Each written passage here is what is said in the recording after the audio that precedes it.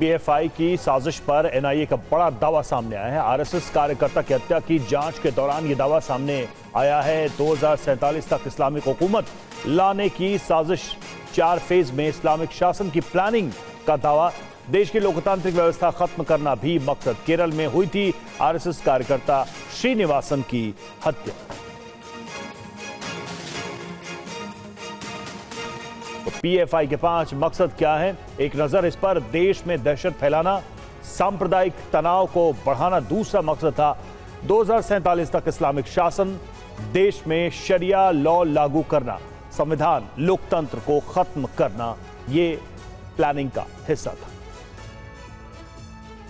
और पीएफआई के जो प्लान है उसके 4 फेजेस हैं। पहला फेज मुस्लिम समुदाय को एक झंडे के नीचे लाना। दूसरा फेज एसडीपीआई के जरिए दलितों, अल्पसंख्यकों को जोड़कर चुनाव जीतना। तीसरा फेज समाज में फूट डालकर धीरे धीरे सत्ता में घुसपैठ करना। चौथा फेज एसडीपीआई को पूरे मुस्लिम समाज का प्रतिनिधि बनाना।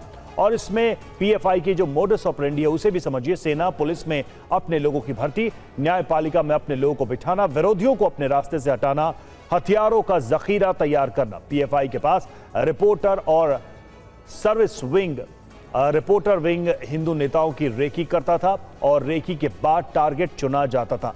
सर्विस विंग के जरिए हत्या कराई जाती थी। तो इस तरीके से पूरी योजना सामने आई है। जितेंद्र शर्मा हमारे संवाददाता इस वक्त हमारे साथ जुड़े हुए हैं। जितेंद्र, पूरी योजना नजर आ रही है।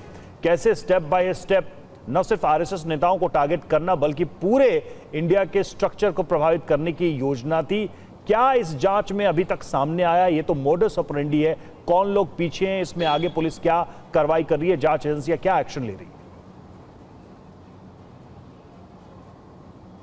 जी बिल्कुल, देखिए 11 तारीख को चार्जशीट दायर की गई थी केरल की एक कोर्ट में और उसमें साफ तौर पर पीएफआई पर तमाम आरोप लगाए गए और साथ ही ये भी बताया गया कि ये दरअसल एक प्रतिबंधित संगठन है और उसके बावजूद एसडीपीआई जो कि इसका पॉलिटिकल विंग है उसके जरिए फिर से देश के तमाम हिस्सों में, ना सिर्फ केरल में बल्कि देश के अलग अलग शहरों में फिर से पीएफआई के मॉड्यूल को खड़ा करने की कोशिश यहाँ पर की जा रही है। ये जो चार्जशीट थी ये तकरीबन 4 लोगों के खिलाफ दर्ज की गई, जो कि श्रीनिवासन जो कि आरएसएस के कार्यकर्ता थे केरल में, उनकी हत्या से जुड़े हुए थे, उनके उस केस में आरोपी थे, उनके खिलाफ ये चार्जशीट दायर की। उस चार्जशीट के अंदर साफ तौर पर कहा गया कि पीएफआई जो संगठन है वो दरअसल लश्कर तैयबा, अलकायदा, आईएसआईएस, इसके अलावा सिमी, इन सभी से प्रभावित है और उनके कई ऐसे आतंकी थे जो इस संगठन से जुड़े रहे, इसमें बाकायदा कई ओहदों पर भी तैनात रहे।